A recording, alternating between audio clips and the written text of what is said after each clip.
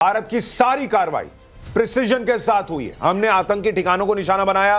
तुम जबरदस्ती हमला कर रहे थे, तुमको सबक सिखाना जरूरी था। हमने घुसकर ठोका, दिन में ठोका, रात में ठोका। और अब आप जो है उसकी जवाबी कार्रवाई जो कर रहे हो पैनिक मोड में कि कुछ तो करें, क्योंकि संसद में लोग कह रहे हैं हमारा पीएम जो है वो गीदड़ है। तो वहां पर आप क्या कर रहे हो? फिर मासूमों को निशाना बना रहे हो। कभी आप गुरुद्वारे पर जो है वो शेलिंग करते हो, कभी आप मस्जिद पर शेलिंग करते हो, और फिर आप कहते हो दुनिया से कि हमको कोई बचाए भारत से। कौन बचाएगा बॉस? आपको कौन बचाएगा? लेकिन शैलेंद्र सर ये भी बताइए, जो उधर से टीटीपी ने हमला किया है, पाकिस्तान के लिए बहुत संकट की बात है, क्योंकि उधर से उसने अफगानिस्तान बॉर्डर से अपने सैनिक इधर मूव किए कि भाई भारत आ रहा है, और वहां पर अब अगर हमला शुरू हो गया तो वो किधर किधर देखेगा, कैसे देखेगा? ये जो आपने सैंडविच बताया था ना, हाँ। मैं आपको बताता हूँ, ये ट्रिपल सैंडविच है। इन लोगों को छोटा सैंडविच खाने की आदत नहीं है। सबसे बड़ी बात मैं आपको प्रूव कर देता हूँ। हाँ। ये रहा इंडिया, हाँ। ये रहा पाकिस्तान, हाँ। एक सैंडविच बन गया। हाँ। ये रहा पाकिस्तान, ये रहा टीटीपी और खैबर पख्तूनवा, एक और सैंडविच बन गया। तीसरा सैंडविच बनाता हूं, ये रहा पंजाब और ये रहा बलूचिस्तान, एक और सैंडविच बन गया। आपका ट्रिपल लेयर्ड सैंडविच रेडी है। सिर्फ सिंध रेडी है कि उस मिर्च को लेकर कि ये 3 सैंडविच को आप खाना शुरू करिए। मैं 1 सेकंड में विड्रॉ करता हूं। सैंडविच पाकिस्तान का बनना शुरू हो गया है, और उस सैंडविच में जितनी मिर्ची रगड़नी है वो तो पाकिस्तान रगड़ देगा, भारत रगड़ देगा। पाकिस्तान को जो है, जो हालत पाकिस्तान की भारत ने इस वक्त करके छोड़ दी है, आप देखिए जिस तरह से कल रात भारत ने अपनी सुप्रीमेसी दिखाई है। एक एक हमला पाकिस्तान का भारत ने रोका और उसके बाद अंदर घुस के ठोका। ये दोनों चीजें हुई हैं। और मैं आपको एक चीज जरूर बताना चाहूंगा, कुछ लोगों को मैं देख रहा हूं, सबूत गैंग जो है वो सोशल मीडिया पे बड़ा एक्टिव हुआ है कि ये सेना ने ये किया नहीं, सेना ने वो किया नहीं। पाकिस्तान का विदेश मंत्री ख्वाजा आसिफ कह रहा है कि भारत ने ड्रोन पे ड्रोन भेजे। ये वो कह रहे हैं। अलग अलग जगहों से खबरें हैं कि पाकिस्तान में भयंकर तबाही मची है, उनके लोगों के वीडियोस हैं। और पाकिस्तान अब से थोड़ी देर पहले जो है वो दुनिया से भीख मांग रहा था कि हमको पैसा दो, भारत ने बहुत तबाही मचा दी है, हम कैसे बचेंगे। बाद में 2 घंटे बाद जब बहुत बेइज्जती हुई तो एक खबर अब उड़वा रहा है कि मेरा अकाउंट हैक हो गया। तुम्हारा सब हैक हो चुका है भाई, इससे काम नहीं चलेगा ये झूठ फैलाने से कि तुम्हारा हैक हो गया था। सबको पता है आज IMF की बैठक है, तुम्हें भीख चाहिए, तुम्हें दुनिया से पैसा चाहिए ताकि तुम किसी तरह सरवाइव कर सके हो। लेकिन भारत ने जो हमला किया है उसको लेकर आपके मन में बतौर भारतीय कोई संदेह नहीं होना चाहिए। मैंने आपसे कहा था, ये सोशल मीडिया के दौर में भारत पहली बड़ी जंग पाकिस्तान से लड़ रहा है, इसलिए ये 61, 75, 99 सबसे अलग जंग होगी। और आपके सामने ऐसी ऐसी चीजें रखी जाएंगी कि आपका दिमाग भी हिलेगा। जिसको सबूत चाहिए, जिसको सबूत चाहिए ताबूत गिने, जिसको सबूत चाहिए शहबाज शरीफ के 80 एयरक्राफ्ट गिने, जिसको सबूत चाहिए शहबाज शरीफ के वो 24 मिसाइल गिरे हुए गिने। किसको सबूत चाहिए? आज से हमने सबूत देना बंद कर दिया। आप ग्राउंड पर बैठ के मैं तो सबसे बड़ी बात कह रहा हूं शैलेंद्र जी, अगर भारत ने कुछ नहीं किया कल रात, कुछ नहीं किया कल रात, तो अमेरिका क्यों कह रहा है कि ये वॉर चल रहा है और बीच में हम नहीं घुसेंगे? तो मैं बोल रहा हूं ना, हम अमेरिका क्यों कह रहा है ये वॉर चल रहा है? अगर कुछ नहीं हुआ है तो कुछ नहीं कर रहा है भारत, तो भेजिए अपना डेलीगेशन। मैं कह रहा हूं पाकिस्तान में, मैं कह रहा हूं जिनको सबूत चाहिए, भारत की सरकार, भारत की सरकार उनको उठाए और उनको जाके बॉर्डर पे बैठा दे कि तुम बैठो बेटा, यहीं से लाइव देखो। तुमको अगर सबूत चाहिए तो टांग के ले जाए उनको। बहुत सबूत देखने का इनको शौक रहता है। अनुज के पास एक बार चलेंगे लाइव। हमारे साथ कैप्टन मीरा भी हैं, कर्नल शैलेंद्र सिंह तो हैं ही, कॉमोडोर जीजे सिंह और कर्नल दिनेश नयन भी हैं हमारे साथ। मीरा जी, आप कुछ कहना चाह रही है? बिल्कुल बिल्कुल सुशांत जी, मैं टाइम्स ऑफ नवभारत के दर्शकों को ये अच्छी न्यूज भी देना चाहती हूँ कि इंडियन ऑयल कॉर्पोरेशन लिमिटेड का इतना बढ़िया ट्वीट आया है इतने इंपॉर्टेंट टाइम पे, जब वो कह रहा है कि हमारे पास फ्यूल स्टॉक्स छलोछल भरे हुए हैं बिल्कुल रिम तक, और कोई पैनिक करने की आवश्यकता नहीं है। सब कुछ जो है अच्छी तरीके से स्मूथली ऑपरेट हो रहा है। ये है ताकत, हमारी सप्लाई लाइंस बिल्कुल सही है। ये ताकत है भारत की, ये ताकत है। और इस वजह से जब आप देखिए हमारे, ठीक है मीरा जी, मैं आपको थोड़ी देर के लिए रोक रहा हूं। एक बार जल्दी से हमारे सहयोगी अनुज के पास चलते हैं जो कुपवाड़ा में मौजूद हैं। अनुज, आपके पास वहां से क्या ग्राउंड रिपोर्ट है?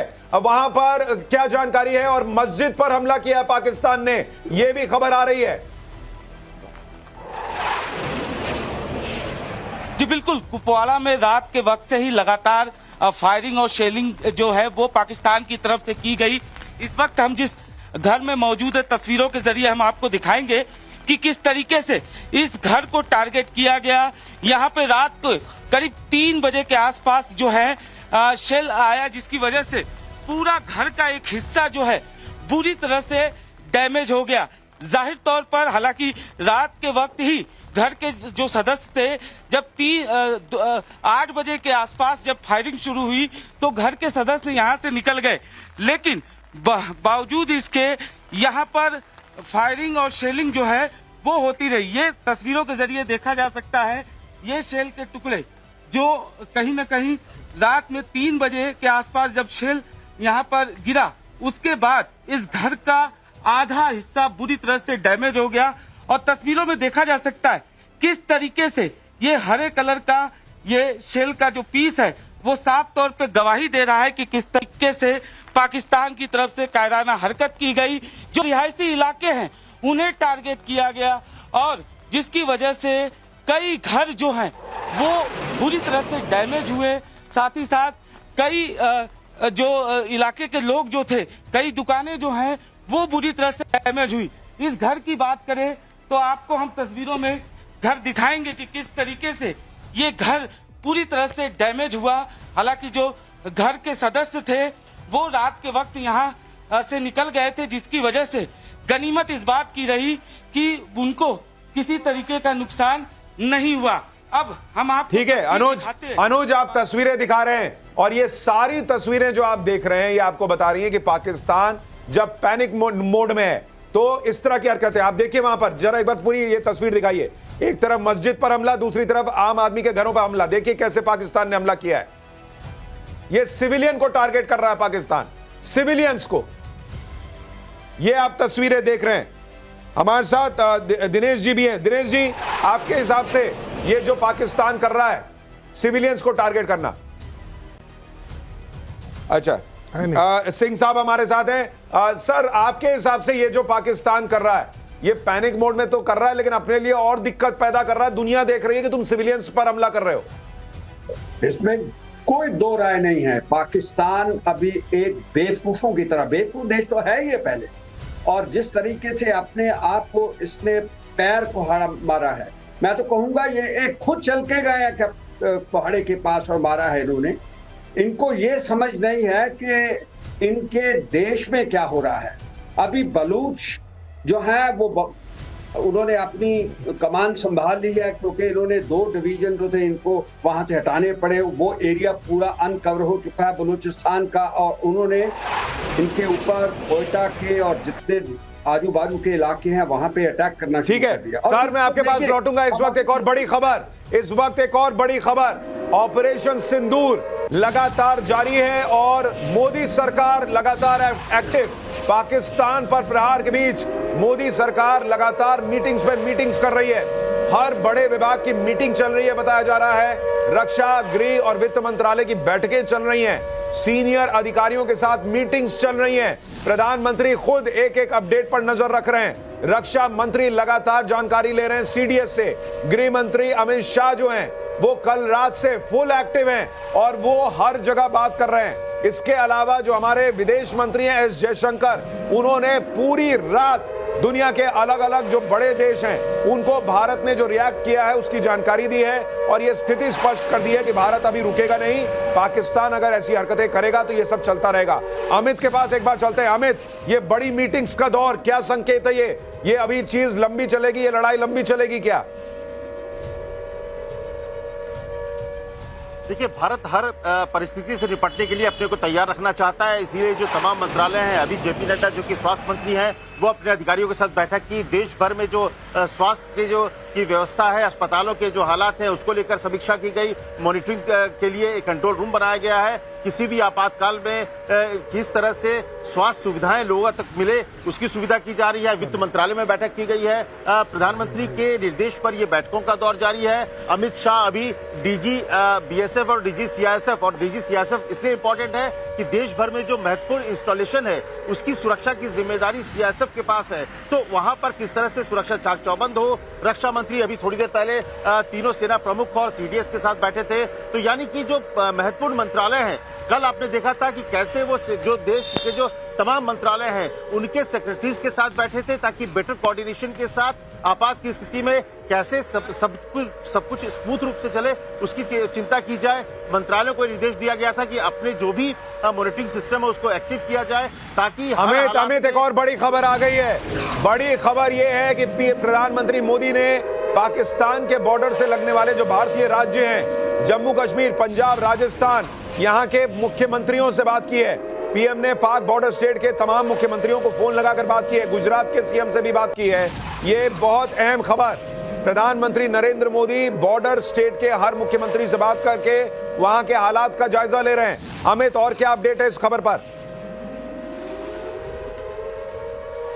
जी हाँ, देखिए, भले ही आज आपको 7LKM जो उनका निवास है वहां पर सन्नाटा दिख रहा हो, लेकिन अंदर प्रधानमंत्री पिछले पूरे रात भर जो बॉर्डर पर पाकिस्तान की तरफ से अघोषित युद्ध की कोशिश की गई उसकी जानकारी लेते रहे। तो अभी दिन में वो लगातार मुख्यमंत्रियों से बात कर रहे हैं, वहां पर जो बॉर्डर के हैं, वहां पर जो आसपास के हालात है उसके बारे में जानकारी ले रहे हैं, किस तरह की सुविधाओं की जरूरत है। सरकार उनको हर उस तरह की सुविधा मुहैया कराने को तैयार है। पूरी केंद्र सरकार की जो व्यवस्था है उनके साथ है, और खास करके जो फोकस एरिया है कि जो बॉर्डर के आसपास जो रिहायशी इलाके हैं, जो सिविलियंस हैं, उनकी सुरक्षा सुनिश्चित कराने की बात भी प्रधानमंत्री ने कही है कि सेना तो पाकिस्तान को जवाब देगा, लेकिन जो हमारे देश के सिविलियंस है उनकी सुरक्षा सुनिश्चित की जाए, इस पर राज्य सरकारों को फोकस करना है। वहां पर जो स्वास्थ्य सुविधाएं या दूसरी जो मूलभूत सुविधाएं हैं उसको कैसे एक्टिव रखना है, ताकि अगर हालात बिगड़ते हैं, निश्चित तौर पर आज की रात मैं बोल रहा हूं सुशांत, एक चीज मुझे किसी एक बड़े अधिकारी ने इस बात की जानकारी दी कि कल रात को जिस तरह से दोनों देश के बीच पाकिस्तान ने जो कोशिश की और भारत ने जिसको नाकाम किया और पलटवार किया, अगर आज भी वो चीज एक्टिव होता है तो ये लड़ाई लंबी चलेगी। अगर आज पाकिस्तान शांत होता है, पाकिस्तान अपने तरफ से हरकत कुछ नहीं करता है, तो ये लड़ाई शायद जो भविष्य में लंबी दिख रही थी वो रुक जाएगी। तो मुझे लगता है कि आज की ठीक है, आप ये कह रहे हैं कि अगर पाकिस्तान आज रुक गया तो शायद जो है उसको थोड़ी राहत मिल सकती है, भारत छोड़ने का सोच सकता है, लेकिन अभी कुछ कहना बड़ा मुश्किल है। देखिए, जो बैठकों का दौर चल रहा है, गृह मंत्री अमित शाह ने जो बैठकें की हैं उसके बारे में हम आपको बता रहे हैं। और जैसा अमित बता रहे थे कि सीआईएसएफ के अधिकारियों से गृह मंत्री ने बैठक की है। सीआईएसएफ के पास बड़े बड़े जो भारत के संस्थान हैं उनकी रक्षा की जिम्मेदारी है। ऐसे में भारत हर तैयारी करके बैठा है, क्योंकि पाकिस्तान को जब कुछ समझ में नहीं आएगा तो पैनिक मोड में अपने आतंकी भेजेगा, ये भी कर सकता है। और कल कई आतंकी भारत ने मारे भी हैं। ये एलजी मनोज सिन्हा जो हैं वो भी बॉर्डर पर पहुंचे, उरी पर। जी सर, आप कुछ कह रहे हैं? देखिए, मैं आपके रिपोर्टर साहब से रिक्वेस्ट करूंगा, वो जिस सीनियर अधिकारी से आपने बात करी है एक बार फिर से करिएगा। वो शायद आपने सुनने में कुछ गलती कर दी, रुकने की बात नहीं कही है, उन्होंने झुकने की बात कही है। अगर आज पाकिस्तान झुक गया तो भाई साहब गनीमत है उसके लिए, अदरवाइज कहानी जो है अब हम लिखेंगे। अभी तो आप जो देख रहे हैं ना, ये इवन 1% नहीं है जो इंडिया कर सकता है। अभी तो हमने कुछ किया ही नहीं है, अभी तो हम सिर्फ रिटेलिएशन कर रहे हैं। आपने क्रॉस करी थी, हमने क्रॉस करी थी, आपने फिर क्रॉस करवाने के लिए बोल दिया, इस बार हम फिर से क्रॉस कर गए। एक और बड़ी खबर आ गई है सर, टेरिटोरियल आर्मी को तैयार रहने का आदेश दिया गया है। सेना के सपोर्ट के लिए टेरिटोरियल आर्मी को तैयार रहने के लिए कहा गया। हर जवान, हर अफसर मुस्तैद रहे। सर, जरा हमारे दर्शकों के लिए इसको डिकोड कीजिए। एक तो दर्शकों को थोड़ा आसान भाषा में समझाइए, टेरिटोरियल आर्मी का मतलब क्या और उनके तैयार रहने का मतलब क्या। शैलेंद्र सर। टेरिटोरियल आर्मी बड़े सिंपल शब्दों में है कि जब आप सिविल लाइफ में अपने काम करने से छुट्टी लेकर आकर फौज में काम करते हैं, उस एक ड्यूरेशन के लिए, जबकि आपकी टेरिटोरियल आर्मी को ऑर्गेनाइज किया जाता है। जब वो फिर से डिसबर्स कर देते हैं, आप अपने कॉर्पोरेट वर्ल्ड में जाकर अपना नॉर्मल काम करना शुरू कर देते हैं। सीधा सीधा मतलब ये है, एक लेमैन पॉइंट ऑफ व्यू से। ज्यादा बड़ी बात ये है कि जब आप टेरिटोरियल आर्मी, ऐसा नहीं है कि आज ही हम उसको एक्टिवेट कर रहे हैं, ऑलरेडी एक्टिवेटेड भी होती हैं, लेकिन जो जिसको बोलते हैं ना, वो उनको वापस बुलाना, ये अपने आप में प्रोसीजर है। तो यानी इस समय हम सारे कदम ले रहे हैं। यानी ये जो तैयारियां हैं, ये सारे संकेत तो ये हैं कि भारत अब इसको लंबा ले जाना चाह रहा है और निर्णायक मोड़ तक ले जाना चाह रहा है। ये मामला खत्म हो जाए यहीं पर, ये ऐसा लग नहीं रहा। और इस वक्त एक और बड़ी खबर, उरी में हालात का जायजा ले रहे हैं एलजी मनोज सिन्हा। पाकिस्तान की गोलाबारी से प्रभावित लोगों से एलजी मनोज सिन्हा उरी में जाकर मुलाकात कर रहे हैं। उसकी तस्वीरें भी आ गई हैं, ये तस्वीरें देखिए। पाकिस्तान जो सिविलियंस को निशाना बना रहा है, शेलिंग कर रहा है, उसमें जो नुकसान हुआ है वहां पर उन बॉर्डर के इलाकों में रहने वाले लोगों से एलजी मनोज सिन्हा जाकर मिल रहे हैं, उनको सांत्वना दे रहे हैं, उनकी हिम्मत बढ़ा रहे हैं। ये तस्वीरें भी आ रही हैं। मीरा जी, आप कुछ कहना चाह रही थी? टेरिटोरियल आर्मी को तैयार रहने के लिए कहा गया इस पर। जी, मैं कब से इसीलिए हाथ उठा रही थी सुशांत जी कि ये न्यूज मुझे जब से मिला है, ऑलमोस्ट 5 मिनट हो गए, कि टेरिटोरियल आर्मी के लिए नरेंद्र मोदी जी ने ये गो हेड दिया है कि जहां जैसी आवश्यकता है टेरिटोरियल आर्मी के जो हमारे आर्मी के जवान हैं, हमारे ऑफिसर्स हैं, उनको बुलाया जाए। ऐसे में आज आपके पैनल में जितने हम आर्मी ऑफिसर्स हैं, आई एम श्योर हम सबके मन में यही उत्साह है और जोश आज भी है कि जहां हमारी आवश्यकता है, आज हम न्यूज पे तो अपना कर्तव्य निभा ही रहे हैं, आवश्यकता पड़ने पे ग्राउंड पे भी जब भी चाहिए हम भी वहां पे उपयुक्त अवेलेबल जरूर रहेंगे। ये एक बहुत इंपॉर्टेंट बात है, क्योंकि जहां पे आप देखो एक तरीके से पाकिस्तानी पार्लियामेंट में क्या हो रहा है कि उनके खुद के जो मिनिस्टर्स हैं अपने प्राइम मिनिस्टर को गाली दे रहे हैं। वहां पे ये कह रहे हैं कि तुम बुज़दिल हो, और अपने पाक के जो चीफ है उसको बोल रहे हैं कि वो हाइड आउट में है। उसी के ऑपोजिट में भारत के जो डिफेंस मंत्री है, दो चीजें दिखाई देती है। एक फोटो आता है कि हमारे जो डिफेंस मिनिस्टर राजनाथ सिंह जब सीडीएस और सभी चीफ के साथ बैठ के फोटो आ रहा है, सबके मुंह पे एक छोटा सा स्मित है, वो रिलैक्सेशन है, वो बॉडी लैंग्वेज है कि बिल्कुल, बॉडी लैंग्वेज भी बहुत कुछ कहती है और जो खबरें आ रही हैं वो बहुत कुछ बता रही हैं। सिंह साहब, आपके हिसाब से टेरिटोरियल आर्मी को तैयार रहने के लिए कहना और उसके लिए गो अहेड दे देना, क्या ये अब सीधा सीधा संकेत है कि भारत रुकने वाला नहीं है, ये मामला निर्णायक मोड़ तक जाएगा? जी बिल्कुल ठीक आप कह रहे हैं, क्योंकि मैं जो शैलेंद्र साहब ने बात की है वो उसके ऊपर एक ऐड करना चाहता हूं कि जो वो सिविलियन लोग होते हैं वो ट्रेंड होते हैं, उनको थोड़ी पहले ट्रेनिंग दे रखी होती है, इसीलिए वो वापस आर्मी की मदद के लिए चले जाते हैं जहां अपने आप कोई भी हमला या कोई भी उसमें वो मतलब कि ट्रेंड होते हैं, समक्ष होते हैं। और दूसरी बात मैं ये कहना चाहता हूं कि जिस तरीके से आप सब शो कर रहे हैं, एक बहुत बड़ा डिफरेंस मुझे नजर आ रहा है कि पहले ये होता था कि सिर्फ आर्मी, नेवी, एयरफोर्स जो डिफेंस रिलेटेड पैरामिलिट्रीज होती थी, वो ही हमारी जो गवर्नमेंट होती थी, पहले वाली गवर्नमेंट जो होती थी, वो ये समझती थी कि इनका ही काम है देश की सुरक्षा के लिए। मगर अब मैं ये देख रहा हूं कि जिस तरीके से ये मीटिंगें हो रही हैं, जैसे अमित शाह, हमारे होम मिनिस्टर ने मीटिंग की है सब सेक्रेटरीज के साथ कि ये इंश्योर करें कि जो सिविलियन एरिया वहाँ पे खाने की कमी ना हो, जहाँ मेडिसिन की जरूरत हो मेडिसिन पहुंचे, जो भी उनको लॉजिस्टिक सपोर्ट चाहिए वो है। इससे ये ज़ाहिर होता है कि आज की तारीख के अंदर हर भारतीय अपनी ये रिस्पॉन्सिबिलिटी, जिम्मेवारी समझता है कि उसका भी जिम्मेवारी बनता है कि देश की रक्षा। बिल्कुल सर, और ये पूरे देश को साथ लेकर और साथ मिलकर लड़ने वाली स्थिति है, ये बहुत इंपॉर्टेंट है।